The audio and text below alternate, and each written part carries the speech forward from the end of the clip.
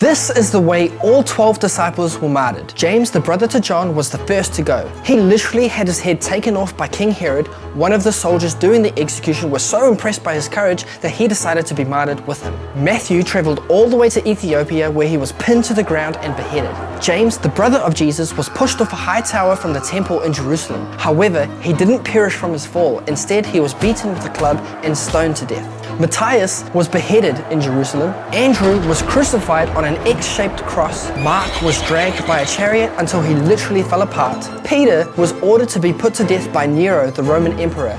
Many begged Peter to flee, but when he got to the city gate, he was met by an appearance of Jesus, and when he asked Jesus, "Lord, where are you going?" Jesus responded, "I've come to be crucified again." He was then captured and crucified on an upside-down cross. Paul was taken to an execution block and beheaded. Jude was crucified. Bartholomew traveled all the way to India, where he was cruelly beaten and crucified. Thomas was tortured, run through with spears, and thrown into the flames of an oven.